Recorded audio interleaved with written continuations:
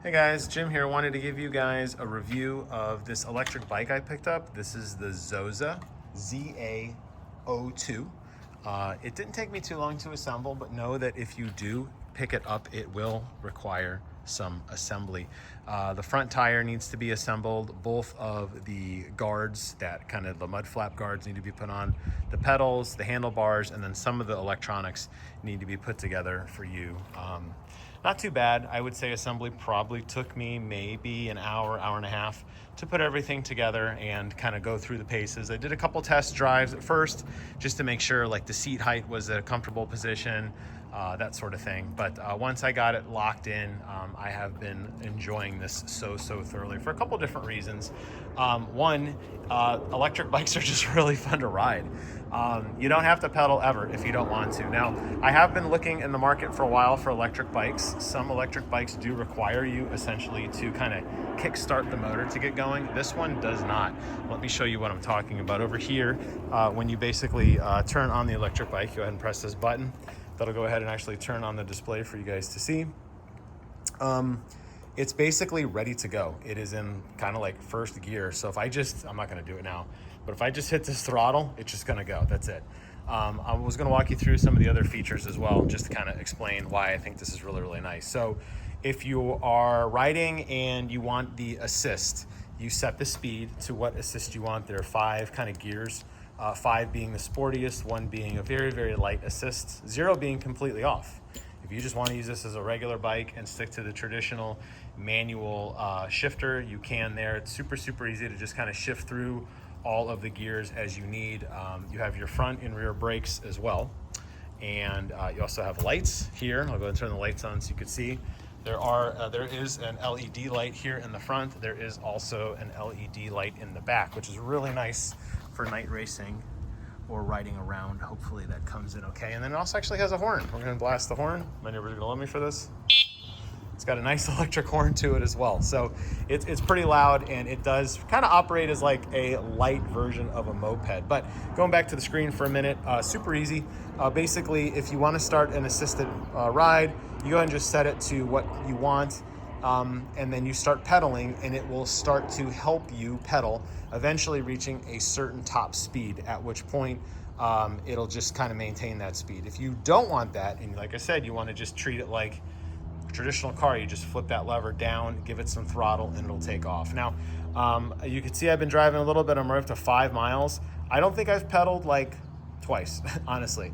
I really have not been pedaling this thing at all. I have been basically treating it like a moped around the house.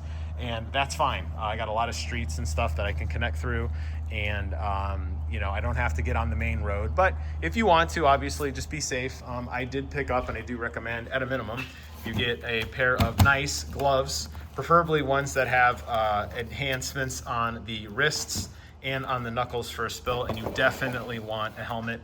This is what they call a MIPS helmet. It is super lightweight, super easy to put on, and it'll protect you from nasty spills because this thing can get up to almost 25 miles an hour.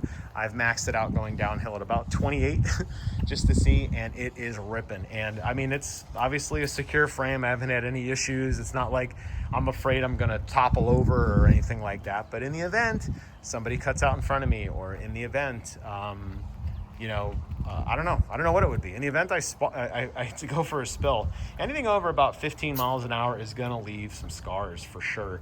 You wanna be safe, so that's why I recommend picking up a helmet and the gloves. At minimum, if you wanna do knee pads or whatever, obviously, feel safe. Recommend wearing jeans.